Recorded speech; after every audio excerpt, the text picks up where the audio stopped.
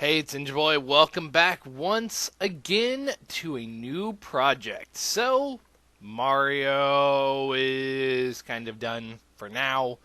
It will be back. This project won't take very long unless I extend it, which I can sort of, but I probably won't. I might. I haven't decided. Just for the fact that if I extend this game, it really doesn't change the game. It just changes like locations a little bit. So, what am I doing, you may ask? Well, this new project is something people have kind of asked for. Not really sure if this is the exact incarnation of it that people have asked for, but I'm going to play it anyway because it's one of the best games for the original Nintendo. Yes, original Nintendo, and one of the very first games, I might add, that I actually physically owned and still have the cartridge to date. Legend of Zelda. This is probably one of the hardest Legend of Zelda games, with Legend of Zelda, well, technically, Zelda 2, The Adventure of Link, being the top hardest game. Many years ago, Prince of Darkness Ganon stole one of the Triforce with power. Yeah, this is so full of English. Pretty much, Ganon, the Prince of Darkness, stole the Triforce of Power. Upon receiving the Triforce of Power, he went after Zelda, who happened to have the Triforce of Wisdom. Seeing Ganon on the horizon, she went and broke the Triforce of Wisdom into 8 pieces. Link was pretty much has the Triforce of Power, courage, like in most games. But this one, instead of being like, oh, let's go save the princess, because I know her, Impa, Zelda's housemaid, whatever you'd call her, I don't really know. Please look up the manual for details. Yeah, you don't see that very often anymore. But yes, so Impa was actually the one who found Link and said, hey, this is happening, can you go and please try and rescue her? So, we start here. Select name, life, register your name, or elimination mode. Even though elimination mode sounds like a different game type, it's actually delete. So it will delete your name. Registration, or register your name, is, as it sounds, you're making a new file. Also with this, if you actually happen to put your name as Zelda, I don't know why they chose Zelda instead of Link, it will force you into the second quest instead of just the first quest, which the second quest is a little bit harder dungeon-wise, same enemies and stuff, but the dungeons are moved around and some of the items are in different locations, making it a little tougher, but not really that much. Anyway, having your name as Zelda, this is kind of what sparked the whole Zelda, like people calling Link Zelda, because one, I do believe they actually refer to Link as Link at some point. Maybe it was during that little story thing I skipped over a little bit, but he is referred to as Link in the official Nintendo's player guide, circa really long time ago. I don't actually remember the circa of it. It was made quite a long time ago. Yeah, in fact, I can't even find the date on it anywhere. And by that, I mean I actually own the original the Nintendo Player Guide. The very first one, the one that has like 50 games in it. But yes. Seeing if I could... 1987, that's when America, or Nintendo of America, released it. 1987. So, yeah. Long time ago. Anyway, I will be using it as a map for one good reason, and I will show that off in a second. Try to make my name, because it's already been like 5 minutes of me just talking. Select. Yeah, one of the few games that had you use select that, actually it's not few, one of the games that had you use select to navigate the menus. Ninja! So, this is the famous line at the beginning of the game that everyone knows, and you can actually skip this part and take on the whole game without this. It's dangerous to go alone, take this. That person's name is Old Man. Really, that's what his name is. Anyway, if you can see up at the top, you have that big gray box. You don't actually have a world map, which is kind of weird because I believe in a couple reissues of the game, I guess you could call them, the Zelda BS one, which does not stand for what you think it stands for. I don't fully remember the terminology they used, but it was a Famicom thing for the Super Nintendo, I believe, where they had their like satellite streaming thing and put Legend of Zelda on there as a streaming thing, and you could get updated portions per every week or whenever they put new audio, because it actually had like narration to it, which is kind of interesting. Anyway, we have our like attack, which because of the new Skyward Sword game, might bring that up right now, and these are Octoroks. In later games, they're found only in water, or mostly in water. But yes, because of the newer Skyward Sword game, a lot of people are saying, hey, this is possibly the Skyward Strike that Link is using when he throws his sword at the beginning when he has full hearts. Which kind of makes sense, except this original sword is just called Sword, I believe. It's not called anything else. And so that kind of is like, well, yeah, it's called Sword. That's all it's called. Where, you know, that it kind of makes sense to have it being the Skyward Strike, because it does make sense, but this isn't referred to as the Master Sword, and really there is no quote-unquote Master Sword in the game. These new enemies over here, these are called levers. Also, that thing in the water is called a Zola. Probably a mixed pronunciation on the English side as Zora, because L's and R's are pretty much similar, or are the same in Japanese. Ooh, bombs right away. That is awesome. So, most likely that is a Zora, because in Zelda mythology, there are two types of Zoras. There are the Ocean Zoras and the River Zoras. And the Ocean Zoras being extremely violent and mean and horrible, and then the River Zoras being kind and want to help everyone.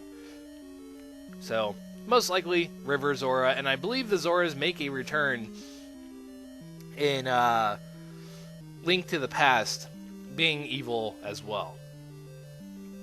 So that is another thing. Anyway, on to Dungeon 1, which is called Level 1. There were levels, not dungeons. The dungeons have names. This one's name is Eagle, though it's not really, I mean, you won't really understand why it's called Eagle until you see it. Also, a very interesting thing is if it works. Yeah, if you leave this dungeon and come back in, this first door unlocks itself. Which is really weird, because it actually allows you to get an extra key. And unlike other Zelda games, keys carry over from dungeon to dungeon. So the keys you get in this dungeon, you can actually use in other dungeons. The other interesting part is you can actually buy keys in certain spots. These new enemies are Stolfos. Wait, or not. I thought... Oh, I did. I picked it up when I killed him. That first Stolfos I killed had a key kind of like in his chest cavity, which is kind of weird. But, yeah, it marked him as, hey, look, I have a key. Kill me. So that is something. So, and then more Stolfos. Yeah, unlike later games where Stolfos are extremely hard to kill and are not really common, these ones are pretty much thrown into almost every dungeon and take like 2 hits to kill. And yeah, look at this. They're just so many around. And money, which I should bring up as well. In this game, there are 2 types of money. There are rupees, worth 1, which flash, and blue rupees, worth 5, which are solid blue. Other than that, I believe there are no other types of rupees in this game. Which is not a bad thing, it's just kind of weird compared to all the other Zelda games out there. Another interesting fact about this game is, unlike other Zelda games, almost all of the heart pieces, well, there are no heart pieces, there's only full heart containers, and almost all of them are found in dungeons, with 5, I think, on the overworld itself. So instead of having, 6 dungeons, roughly, in a Zelda game, which that's about how many dungeons there are,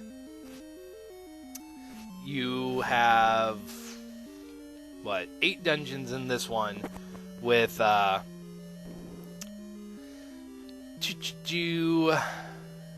don't know, 8 dungeons, 5 on the over, something like that. I don't know. I don't remember the math. Anyway, so pushing things, opening things, going over here, old man, Eastmost Peninsula. Yeah, this just tells you, hey, go to the east part of the thing if you want the stuff. And you're like, okay, why not? But if you just go the eastmost part, you kind of miss stuff. Because you can actually skip a lot of the items in this game. And if you look at the map, this is why it's called Eagle. And the famous beeping. Which is freaking annoying, to be honest. There we go. Kill the Stolfos. I still have 2 keys. Look at that. Ooh, these guys. These guys are a new enemy. They're called Goria. A little bit stronger than the normal enemy. They take 3 hits to kill, instead of just the common 2 of most enemies. So they are a bit stronger, and then these things here are just known as traps. They don't have any other name. And then Keese, I forgot to go over them earlier. Common bat folk, 1 hit, deal like no damage. Half a heart. Get down here. There we go. Keese, duh. And in this game, once you have the bow, you can't actually use it right away because you need arrows. And you don't actually ever get arrows until you actually get the item, arrows or quiver or whatever it's called. So you can't actually use it in this game. And if you notice up at the top, I have A and B. A is your main attack, B is your sub thing. And if you press start, you get to this menu where you can select your inventory item. But because I only have the bow, I can't really use anything else. Though that will change in this room. Because it is, I get a very useful item with, in this room, which, I mean, it is useful, but, it's kind of limited. So, what did I get? I got the boomerang. Very kind of short range on it. And in here, we have a new enemy. What are they called? They're called Wall Masters. Yes, they make another return in this game. And they are now dead. Wall Masters, not hard to kill. And if you can hear it, you can actually hear the boss before you actually enter the boss room, which was a very nice touch of the original game, where you could hear the boss and you're not even there yet. I'm not sure if the sound is even coming through, because my volume thing was set way too low, and I didn't even realize why. Why do people mess with that? I don't know. Anyway, hopefully my commentary came through pretty well. This guy is known as Aquamantis because I don't have my Skyward Strike, which is what I will call it. He's a little bit harder than normal. If you have the glowy full heart attack, he's actually relatively easy to kill, but because I don't have it, I'm going to die. Ugh. This will happen a lot in this game. I will die a lot and never go down to retry. No, do not go to retry. Only go to continue. And the reason for that is it will start you at the beginning of the dungeon with all your items, all your keys, everything.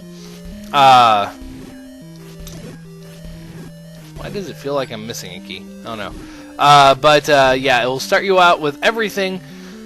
If you hit retry, it will put you back to your last save, which also puts you back at the beginning of the map, near the old man. For purposes of recording and convenience, I will be using save states to save my progress, because oh, it is a pain to go back through the entire dungeon, because this is probably the second recording attempt at this, with the first just being full of dropped frames, and I was like, oh no, I am not going to put this up, it looks horrible. And so because of that, I had a ton of dropped frames. So I am now making, the second attempt at it, hopefully with no drop frames. But the dying is going to happen a lot. I will say that right now. But because I have my full sword attack, I can just spam from back here, and it takes 6 hits to kill him. With your sword attack, he is so easy to kill. Without it, he's a challenge. But here's the heart. I got a heart. Yeah, you don't have the fancy sound like you do in other games. But here we go. First piece of the Triforce. Do, and it automatically warps you out of the dungeon. But you have to be careful, because the enemy does respawn, and sometimes it respawns right on you, which is really stupid. Anyway, if we go and look, we have our first piece of the Triforce, and I am going to end it here, because this was a lot of kind of introduction stuff to the game. So I will end it here, and next time we will head on over to level 2. This has been Ninja Boy, and I will be back next time with more Legend of Zelda. See you guys then.